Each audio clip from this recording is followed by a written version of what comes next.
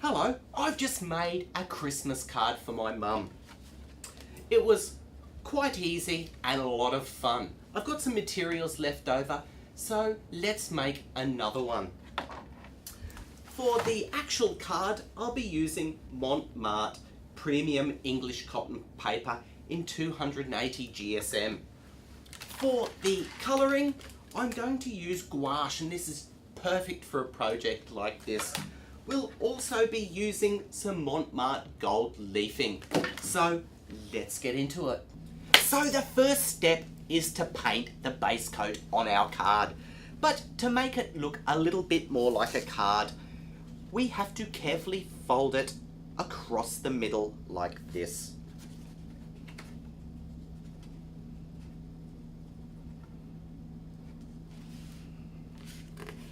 Once we have our card folded, we can paint the base coat on the front. Now, I'm using light blue, but you could use whatever colour you like. I'm applying it with a number 6 Taklon filbert. And when we do this, just try and make the shape look interesting. When you lay down this coat, just try to get it as smooth and consistent as you can. If you pre-dip your brush in some water, it will help the paint's flowability. So we'll let that dry and we'll start the next step. And the next step is to print out this image. Now this image can be found on the last page of the Christmas card PDF lesson, and you can find that at montmarte.net. Just go to the Mont Marte TV section and you'll find the lesson in there.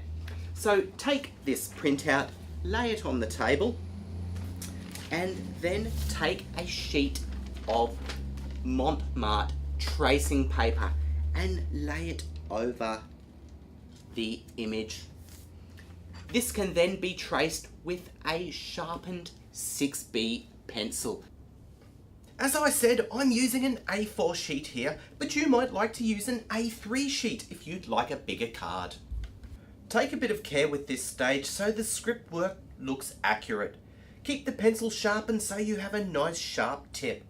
Oh, also you will notice that the image is backwards. Don't worry, this is not a mistake. When you lay it on your painted card, it will transfer the right way. Tape your painted card onto the table and then place the traced image face down onto the card, and when you're happy with the positioning, tape it to the table so it doesn't move. Now retrace those lines, but keep a blunt tip on your pencil and then shade over the whole image, and voila, now we can paint. To paint in our reindeer, I'll be using a Professional Series No. 2 Taklon filbert. Rule of thumb is to start with the lightest colour. So first I make a fawn colour from white, a tiny bit of light yellow and a touch of sienna. This little filbert is a great all-rounder for an image like this. Have a look at the PDF for guidance regarding colour placement when you have this mix all laid in. Now add a little red to the fawn mix to create a pink and paint in the cheek and the inside of our little deer's ears. Now add some more red to the mix and create a very reddy pink. Paint in the nose and the mouth. Once they are done, we lay a white over the eye. While you have your white out, you can lay in the antlers. These won't be white, they will be yellow. This is just a base, so they stand out on that blue. Next we can lay in the sienna. Put this down in blocks. Gouache dries fairly quickly, and if you re-go over partly dry paint, it can go a little gluggy. Next we lay in a little black for our little friend's hoofs. This is an easy crescent mark naturally created with the shape of the brush. Once the hoofs are done, dip the brush into medium yellow and paint in the antlers. There we go, finished. Oh, hang on, our little deer needs some spots, and these are quite easily laid in with the back of the brush. Now that our painting is dry, we can apply the gold leaf. And I'll be using Mont Marte leafing size and of course Mont Marte imitation gold leaf. So gently fold over your tracing paper, squeeze out some leafing size and we can paint in between the lines of our script. I'm using a very fine brush for this. It's a number 0. I carefully paint the size in between the lines as neatly as I can. Remember, where you lay this, the golf leaf will adhere. So you must be careful in regards to its placement. There is no trick. Just take your time and keep the coat as even as you can. Well, our leafing size is dry, and I know that because when I touch it, it's tacky, but it doesn't come off onto my fingers. So we can apply our gold leaf, and I can hardly contain my excitement.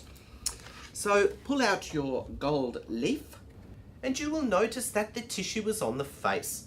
Peel this sheet of tissue back and lay it over the sized wording.